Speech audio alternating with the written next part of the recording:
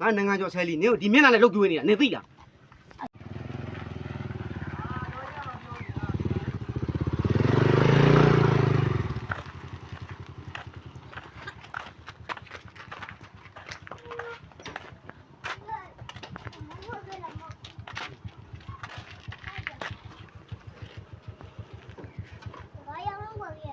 သမီး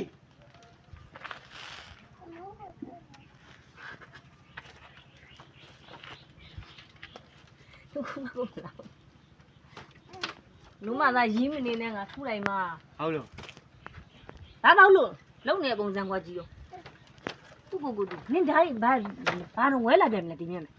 နင်အသွားတော့မျက်မှန်ပါမသွားပါဘူးဒီမျက်မှန်လေး ဖေးလို့က1900ပေးရတယ် ငါတော့တန်း900ပေးရပေး ငါငိုင်းနေပြီပဲအကုန်လုံး တန်းငိုင်းဟိုမျက်မှန်ဖောင်းကိုမနေဘူးစမကျွတ်တစ်ခေါက်သွားလိုက်ဝဲလိုက်ဆက်လင်းသွားလိုက်ဝဲလိုက် ငါဘာတော့အဲ့တော့ငါဘာတော့ ငါဘာမှနင်စားအဝါဘာမျက်မှန်ရောင်းစားဘူးလားဘယ်မှာတော့အရင်ဝဲထားတဲ့မျက်မှန်နေဘယ်မှာတော့ ကျိုးကုန်ပြီငါဒီမျက်မှန်မပါလို့ဆိုင်ကသွားတော့နှင်းလေးလေးမောင်းလို့ရတာမျက်မှန်နဲ့မှမြန်မြန်မောင်းလို့ရတာငါနိုင်ငံကျော်ဆယ်လီနင်ကိုဒီမျက်နှာနဲ့လုတ်ကျွေးနေတာနင်သိလား အဆယ်လူနဲ့နိုင်ငံတော်ဆယ်လူနဲ့ဒီမျက်မှန်နဲ့ပါဆိုင်လို့တက်လက်ပြီးတက်လက်တောက်9000နဲ့မစားရမတော့ မျက်ကြည်တော်လေးနေအောင်ခကုန်မှကြောက်လို့နင်မျက်ကြည်တော်ခလို့မရဘူးဘာကြောင့်ငါမျက်မှန်ဝယ်တာဘာဖြစ်လို့လဲဒီရုပ်ရည်နဲ့နင်ကိုလုတ်ကျွေးနေတာ 你这还来的有意思，我出来嘛，